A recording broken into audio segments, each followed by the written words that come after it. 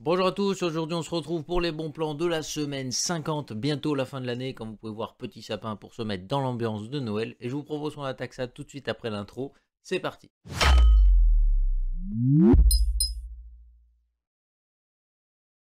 Et du coup, cette vidéo est sponsorisée par Godil24. Ils ont accepté de nous responsoriser un petit peu pour cette fin d'année. C'est un peu Noël, donc ils font des petites promos. N'hésitez pas à regarder. Voilà, donc là, par exemple, vous avez ici quelques offres spéciales sur les clés Office. Vous avez quelques offres spéciales également sur Windows. Donc c'est plutôt simple. Voilà, vous avez juste à cliquer dessus, puis après, vous pouvez les acheter. Voilà, donc on a des petits prix assez sympas. Et après, vous avez des clés un peu plus spécifiques ici avec le code GL62. Ça vous permet de gratter un petit peu d'argent dessus. Donc c'est plutôt pas mal. Ça vous permet de gratter 62% quand même. Donc c'est plutôt sympathique, n'hésitez pas à faire un tour. Moi ce que j'aime bien aussi c'est qu'ils font vraiment des clés pour les gens qui font un peu du truc professionnel. Parce que là on retrouve quand même des lots de 50 clés, 200 clés ou des trucs comme ça. C'est assez particulier, enfin c'est très rare justement de trouver ça sur des sites et c'est pas mal qu'ils le font eux. Bah, n'hésitez pas à faire un petit tour tout ça, les liens sont dans la description, c'est plutôt simple. Et puis pour ceux qui veulent justement activer un petit peu les codes, parce que je sais que bah, une fois qu'on l'a acheté, le truc est pas mal, c'est de l'activer. Donc vous allez dans les paramètres ici, vous allez dans mise à jour et sécurité. Et après, une fois que vous êtes dans mise à jour et sécurité, vous allez voir ici, vous avez le petit onglet activation. Sur activation, vous faites mettre à jour la clé de mon produit et là, vous rentrez la clé qui vous est envoyée par mail. Donc c'est plutôt sympa. Comme d'habitude, vous retrouvez tous les liens de tous les produits dans la description, rangés par catégorie et par prix croissant au sein de leur catégorie pour que ce soit plus facile pour vous de vous y retrouver. On commence directement avec les processeurs et on continue avec justement des baisses de prix sur les Ryzen 5000. Vous allez voir qu'on a des trucs plutôt sympas. On attaque ici cette vidéo avec le Ryzen 5 5600, 6 cœurs 12 threads, des fréquences plutôt correctes, une consommation très maîtrisée.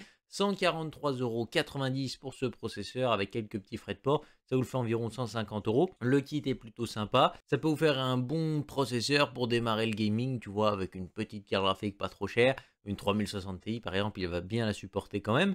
Et du coup, globalement, ça peut vous permettre de faire des trucs plutôt sympas. Et puis pour continuer, on retrouve ici le i5 12400F, le fameux. Alors ici, on retrouve un Seeker 12 threads plutôt performant qu'on présentera peut-être un jour sur la chaîne. Enfin, j'ai les tests, j'ai les graphiques et tout, mais il faut que je fasse la vidéo. Et je vous avoue qu'en ce moment, ça se bouscule un peu. Il y a pas mal de trucs à sortir. Je vais essayer de sortir au maximum de choses. Parce que là, c'est les vacances et il faut que j'essaie de charbonner un peu plus. Comme ça, on rattrape le retard. Mais voilà, il faut que je m'y mette. Sinon, en tout cas, c'est un bon processeur qui, pour un 6 coeurs 12 threads, est plutôt performant puisqu'il arrive à avoir des scores qu'on avait avant sur des 8 coeurs 16 threads. Il y a de ça 2 générations avant, tu vois. Donc, globalement, c'est plutôt une bonne avancée ici de chez Intel quand il était sorti. Et puis, pour 164,90 €, c'est surtout un excellent processeur ici pour aller jouer, hein. Et on va pas se mentir. Franchement, vous avez 15 € de plus à mettre par rapport à l'autre processeur. Moi je vous conseille largement de partir sur celui-là qui est plutôt pas mal. On enchaîne ici avec le Ryzen 7 5700X, très bon processeur ici avec une bonne capacité d'overclocking. On l'a présenté sur la chaîne ici et je vous montre même comment le rendre meilleur dans la vidéo pour avoir un 5800X un peu moins cher, voire même un peu mieux qu'un 5800X.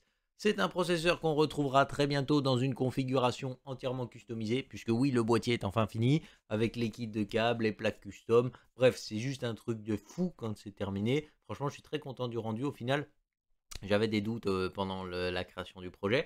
Et au final, quand même, ça rend plutôt bien. Mais vous découvrirez ça justement en fin d'année. Je pense que ce sera peut-être certainement la première vidéo justement de l'année 2023. Ah bah moi je te dis, active la cloche, mets le pouce RGB, tout ce que tu veux, parce que là ça va être un truc waouh, hein. C'est très rare de voir ça sur le YouTube français. Alors n'hésitez pas à claquer tout ça parce que je pense que tu seras pas déçu du détour. Bref, donc on continue cette vidéo avec justement le Ryzen 7 5800X, 245 €. Alors là c'est un très bon prix pour un 5800X, mais pour ceux qui veulent bidouiller un petit peu, le 5700X une fois overclocké, meilleure option, hein, parce que 30 € moins cher et même perf, voire un peu mieux.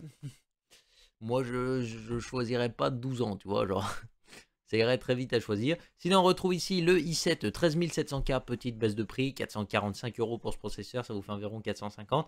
D'habitude, c'était un peu plus cher. Je tiens à préciser que c'est un monstre, hein, ce processeur. On a quand même vraiment beaucoup de cœurs ici, pas mal de trades. Comme vous pouvez voir, on est quand même à 24 trades ici. Ça commence à taper, quoi, 24 trades, pas se mentir. Bref, excellent processeur, très bonne fréquence, bonne capacité d'overclocking pour ceux qui vont justement aimer overclocker tout ça. Ça peut être un très bon choix ici et 445 € pour autant de performance, c'est pas mal. Mais là pour moi c'est plus vraiment un pros dédié au gaming quoi. Là, faut arrêter les conneries. Il y a un moment, tu veux jouer, tu prends i5, tu fais comme tout le monde. Et puis, tu veux faire de l'applicatif, tu peux taper dans le i7. Mais déjà, les i5, voilà quoi, 13 600K, c'est le 12 900K, tu vois ce que je veux dire? Ils ont le même nombre de cœurs, donc franchement, ça sert à rien de vous prendre la tête, les copains. Genre vraiment, c'est monstrueux, c'est pros. Bref. Et puis justement, tant qu'on parle un petit peu du i9, le 13 900K, petite baisse de prix ici, 650 € pour ce pros. Pas mal, hein, on va pas se mentir, il y a beaucoup de trades au cul, là ça fait quand même 32 trades si j'ai compté. Et globalement, bah, ça fait plutôt pas mal, hein. Pas se mentir que 24 heures, 32 trades, c'est vraiment sympa. Et pour l'applicatif, en tout cas, ça tartine bien, quoi. Sinon, on va attaquer les refroidissements de processeurs. Et là, vous allez voir, on a des trucs plutôt sympas. On retrouve ici le Thermalright Assassin King 120 SE. Excellent refroidissement que je vous conseille très fortement pour son prix. Avec le petit coupon ici de 10%. Et là, vraiment, bon, je ne suis pas connecté.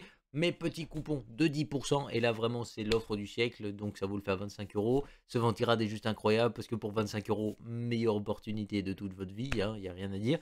Et franchement, bah, je vous mets la vidéo dédiée là-haut.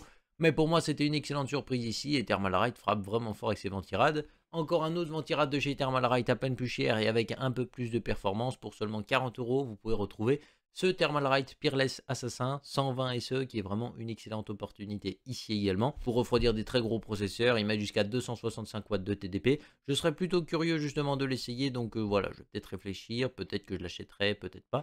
Parce que là, j'ai fait pas mal d'achats. Pour ceux qui suivent un petit peu sur le Discord, il y a déjà eu des gros billets claqués là ces temps-ci, mais peut-être pourquoi pas investir là-dessus aussi. Ça peut être un bon test éventuellement, je sais pas. À vous de voir, à vous de me dire surtout. Sinon, on va retrouver ici une excellente carte mère qui fait des petites baisses de prix vraiment sympas. C'est la MSI Z690H de chez MSI avec vraiment des VRM très costauds déjà. Vraiment une interface qui va vous permettre d'avoir un assez gros système, que ce soit au niveau du refroidissement, du RGB, de l'overclocking, parce que là, on peut taper des sales overclocking quand même. Hein, on a quand même des VRM très très costauds. Et puis sinon, voilà, c'est très bon, c'est vraiment une assez bonne carte mère que je vous recommande. Surtout pour 315 €, vous êtes très près de la Zustuf ou de la Tomahawk. Et globalement, on est quand même sur une gamme au-dessus, hein. On va pas se mentir que là, on est quand même sur une gamme au-dessus. Et en plus de ça, vous avez de la DDR4 ici. Donc, ça peut permettre aussi de faire descendre un petit peu le prix de la note. Parce que vous allez voir qu'on a des kits assez sympas. Par exemple, on va voir ce kit ici sur Amazon Allemagne. 3600 MHz CAS 18 pour 55,55 €.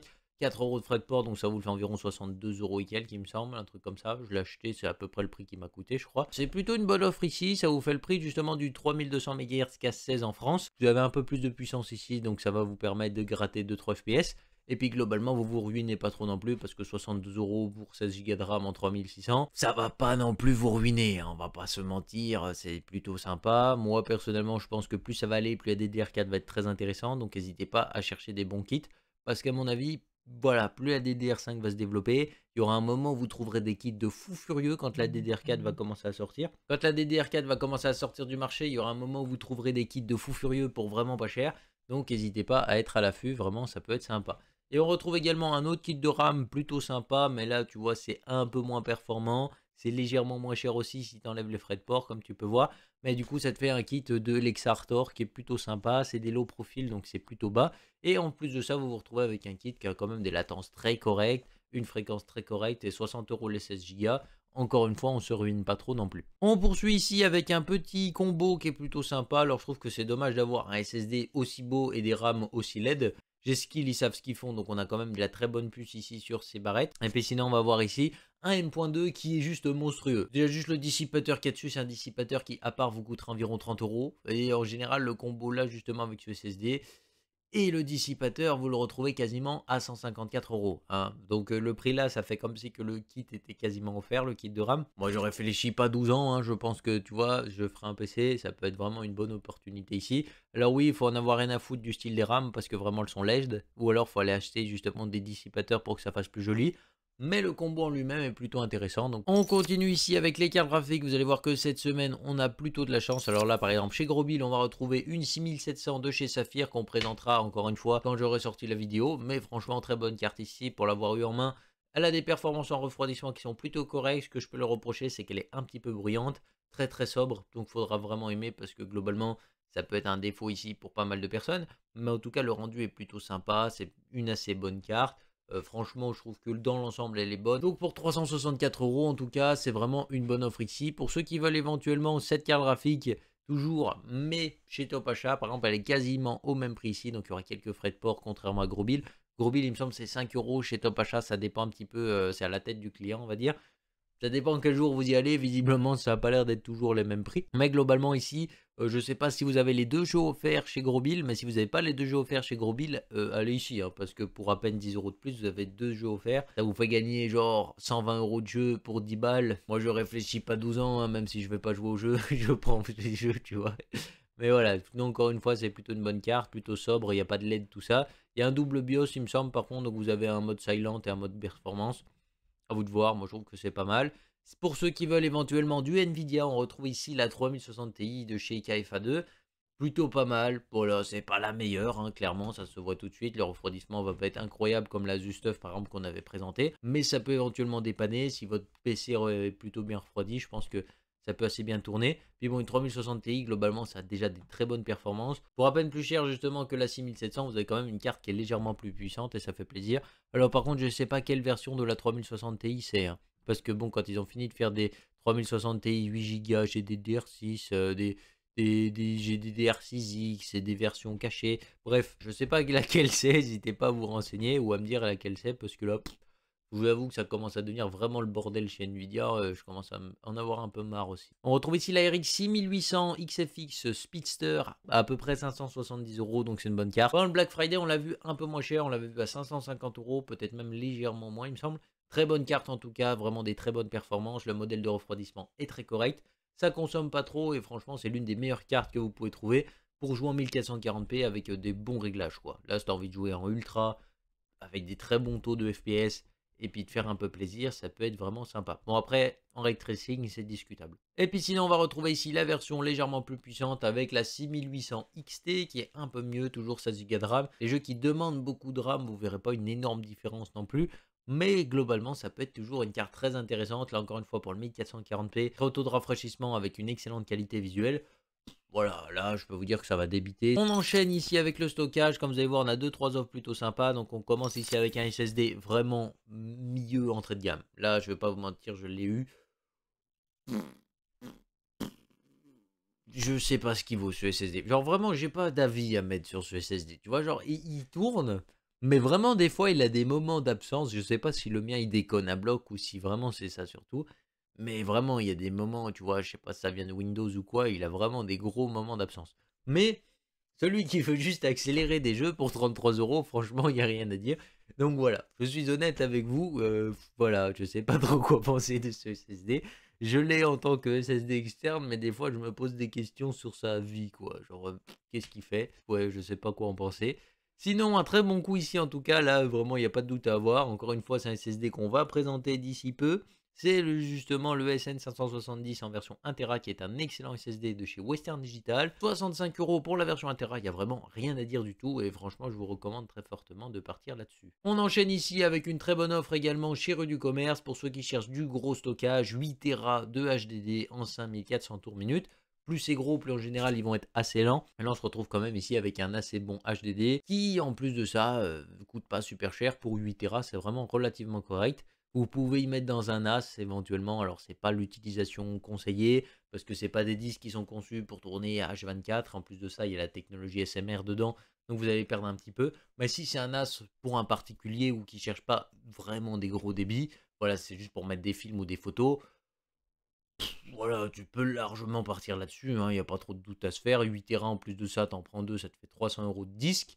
Et relativement, c'est plutôt pas mal. Parce que bon, oui, ça t'a fait quand même 300 balles de disque. Si tu prends un NAS qui est pas tout fait, enfin, si tu prends un NAS tout fait, tu vas rajouter entre 200 et 300 € justement juste de boîtier avec le NAS quoi. Ça te fait un NAS autour de 600 €, c'est pas donné, mais tu auras relativement beaucoup de stockage et en plus de ça, ça tournera relativement bien. Surtout que c'est une version 256 mégas de cache, hein. C'est pas n'importe quoi. Donc en vrai, pour un NAS, ça peut avoir des assez bonnes performances même s'il tourne en technologie SMR. Hein. Voilà, pour moi ça peut être un bon choix pour un NAS particulier en tout cas, donc n'hésitez pas à vous pencher un petit peu sur ce sujet. Sinon on va attaquer les laptops et puis vous allez voir on a 2-3 trucs assez sympas. Donc là on commence ici avec le HP Victus en 16 pouces, donc toujours une config assez monstrueuse dedans. Le i5 11400H qui fait plutôt bien le boulot, c'est un 6 cœur 12 threads il me semble, avec des fréquences plutôt correctes. Son petit défaut c'est que voilà, si vous avez un Ryzen au prix équivalent, vaut mieux le Ryzen parce qu'il durera plus longtemps sur batterie. Sinon, en tout cas, il a des assez bonnes performances. On retrouve ici une RTX 3060 qui fait plutôt plaisir. Et puis justement, 8 Go de RAM ici en 2x4. N'hésitez pas à passer à 16 directement. Et puis justement, le 512 Go de SSD, vous pouvez le faire évoluer avec par exemple le SN 570 qu'on a vu tout à l'heure. Et puis du coup, ça vous coûte pas spécialement cher. Et puis, vous pourrez mettre déjà beaucoup plus de jeux. Normalement, il a un deuxième slot M.2, donc vous n'aurez pas besoin d'enlever celui qui est déjà pour mettre le nouveau. C'est une prise de tête en moins. On retrouve ici le Asus ZenBook justement en 14 pouces avec l'écran OLED. C'est plutôt sympa en tout cas comme offre ici. On retrouve le i5 1240p. Alors je ne sais pas du tout ce que c'est que ce nom. Je crois qu'il y a une petite couille. Non, sinon il s'appelle vraiment comme ça. Oh là là, mais c'est quoi ces perfs? Voilà, c'est la première fois que je vois justement ce i5, je ne sais pas d'où il débarque. Sinon, en tout cas, on a 16 Go de RAM, 512 Go de SSD. Alors, la grande force justement de ces fameux PC portables, c'est leur écran qui est relativement intéressant. Faut pas vous tromper sur la photo, il y a écrit i7, mais c'est un i5 dedans, donc soyez pas déçus. Et sinon, en tout cas, c'est vraiment des très bons PC pour ceux qui font de la création de contenu, que ce soit graphiste, architecte d'intérieur, par exemple. Je pense à quelqu'un qui a justement ce genre de PC. Bref. En tout cas, c'est plutôt intéressant ici et vraiment ça peut vous permettre justement de travailler de l'image et tout ça avec un assez bon écran, une bonne colorimétrie et puis pour 900 €, vous avez un truc qui pousse quand même pas mal. Et là, on se retrouve ici chez Lenovo avec la gamme Legion 5 Pro avec les générations 7 ici en 16 pouces, un bel écran IPS. Les nouveaux processeurs Intel de 12e génération qui sur PC portable sont relativement discutables. Et puis dedans, on a une petite RTX assez sympa. Bref, c'est un prix qui est plutôt intéressant ici par rapport à ce qu'il y a dedans. Je vous invite à aller voir un petit peu les différentes gammes. Je sais qu'en ce moment, ils font des petites réductions assez sympas. J'ai vu qu'il y en avait pas mal qui en parlaient. Donc n'hésitez pas à aller faire un petit tour justement sur un petit peu toute la page Lenovo Légion parce que vous avez pas mal de choses assez intéressantes ici comme offre. On poursuit ici avec les périphériques et puis comme vous pouvez voir la G502 Hero à seulement 34 € avec petit coupon de réduction de 10,50 €. Donc ça vous la fait à seulement 24 €. Quand je pense qu'il y a 5 mois en arrière, je l'ai payé beaucoup plus cher, presque le double. Parce que bizarrement, à ce moment-là, eh ben, elle était beaucoup plus chère. Ça me met un peu le seum parce que là, 24 balles. Oh, pourquoi? Mais vraiment plutôt pas mal. Celui qui veut faire un cadeau de Noël à quelqu'un qui a une souris éclatée pour pas trop dépenser, là, c'est vraiment un bon cadeau que vous pouvez lui faire. Vous pouvez me croire, c'est vraiment une excellente souris. Sinon, on va avoir un bon clavier aussi également qui peut être sympa à offrir pour Noël si éventuellement il arrive avant Noël. Oui, il y a écrit qu'il peut arriver avant Noël. C'est justement le Rocade Vulcan TKL Pro en version blanche avec les fameux Rocade Titan. Des switches qui sont juste incroyables et qui ont une assez grosse renommée sur le marché. En plus, vous avez le petit potentiomètre ici pour faire le montage vidéo, tout ça. Vraiment un clavier magnifique, hein. Je le trouve très beau. Je suis pas forcément fan du blanc de base, mais là, je trouve que le clavier rend plutôt pas mal. Après, les LED bleu turquoise et vert comme ça, enfin les LED cyan et vert et jaune, là, pas très fan. Mais je pense que dans d'autres couleurs, ça doit vraiment péter et ça doit être sympa. Et puis pour finir avec un petit objet connecté, on finit cette vidéo avec une enceinte Marshall Action 2 qui fait une baisse de prix, 200 € pour cette enceinte, c'est relativement correct. D'habitude ça tourne entre 250 et 300 €, ça dépend un petit peu les périodes. Là ça vous fait une petite baisse de prix assez sympa chez Boulanger, je vous invite d'ailleurs à aller en profiter. Donc voilà, sur ce j'espère que la vidéo vous aura plu, si c'est le cas n'hésitez pas à mettre le petit pouce RGB, à vous abonner si ce n'est pas encore fait, on se retrouve très bientôt pour une prochaine vidéo, bye les gens.